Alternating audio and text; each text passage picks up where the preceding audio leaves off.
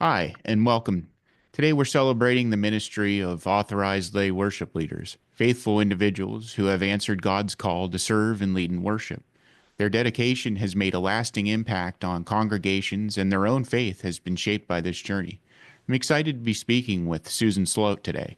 She's going to be sharing her story, how she felt called to this ministry, the ways she has been able to serve, and how this experience has strengthened her own walk with God. So, to start, I'd love to hear about your calling. What led you to become an authorized lay worship leader? How did you first sense God leading you in this direction? Well, that's a really good question. And I think for a lot of folks, things aren't completely clear all the time about what might lead you in that direction.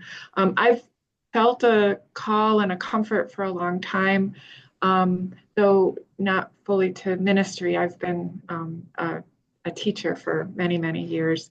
So that there's a kind of, link there, I guess, a little bit. Yeah. But as I was nearing actually my retirement from teaching, I was feeling more and more strongly that there might be room for me to serve in a particular way. And I will add that I was really eager as my sort of professional career was coming to a close, that to find ways to keep learning, particularly feeling like I had the time to learn more about God and faith and being a Lutheran and all of those kinds of things that had been part of my regular Sunday mornings and practice, but the doors were opening a little wider for Yeah. that. Yeah, Interesting. yeah. Now let's talk about the impact of your ministry.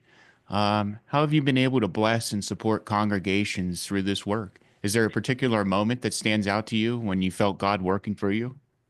So I am maybe a little bit unusual in terms of other authorized lay worship leaders in that I've only ever been serving my congregation that was my home congregation. Okay. The way that that happened, and I know there are a few others like me, but when I was in my second course for being an authorized lay worship leader, um, my pastor chose to retire. Okay. And so we've been without a pastor at our congregation now for almost 2 years. Wow. And so I serve at a minimum 2 Sundays a month, which is the suggested sort of parameters for authorized lay worship leaders. And I also help with setting up who's going to be preaching on the Sundays I'm not preaching. And so I've sort of filled that position, that sort of lay worship leader position in my congregation.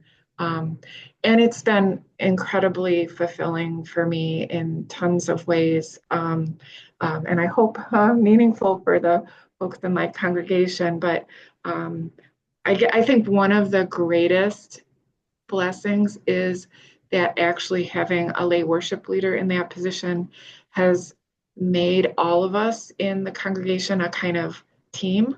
Um, People, we get lazy when there are pastors around, and having and not having a pastor, at least for this length of time, has meant that people have sort of shown their strengths. And it's been actually an incredible gift to me to see people stepping up in all kinds of different ways. And so I've been able to do it in this way, but other people are doing it in other ways. And I don't know, there's a real joy and feeling like the Spirit's moving through our congregation as we tap into those strengths. Wow. That's great. So ministry is about giving, but it's also about growing. How has being faithful to this calling deepened your own faith, and in what ways has the ministry blessed you personally? Oh, in a ton of ways. I have to say, this is definitely one of those situations where I feel like I get way more than I give, right? So first of all, the opportunity to learn in the courses that we've been taking now. I know we're switching to a slightly different model, but there's ongoing opportunities to get to know other lay worship leaders. And so I have new friends who are wonderful, and we have they're very sort of we all nurture each other in that growth. There's continuing education opportunities, and so we bump into each other and we talk about our experiences, and so that's been great. My own biblical knowledge has increased a zillion times Wow. through the coursework, just in terms of getting a sort of, a sort of larger, continuous sense of the Bible as this sort of living, breathing set Mhm. of books, and the history that's part of that, and so on. So also you sort of learn to trust yourself a little bit, because you learn to trust that God is there as you're doing this work, and that's been a tremendous gift. Okay. Well, sort of to wrap things up, for someone who is considering taking ALWL classes, or maybe someone who has just begun their journey, what wisdom or encouragement would you like to share with them? So our bishop once said to our class that we were taking with him, he used this Greek word adiaphora, which basically means all of the extra stuff that you're not supposed to worry about, that you don't need to worry about. You don't. It's. I think about that word all the time when something goes wrong, because it will go wrong. Like they're just there. No worship service is right to the script, right? Which is a beautiful gift too, because it reminds you that we're all in this together and the Holy Spirit is present. And maybe the thing that goes wrong is the thing we needed to know. So that idea of adiaphora and just like going with the flow, and we can make it work no matter what happens. That's been a really good piece of advice that I received, and so I will pass Okay. it along. Susan, thank you so much for sharing your story. It's inspiring to hear how God has used you in this role.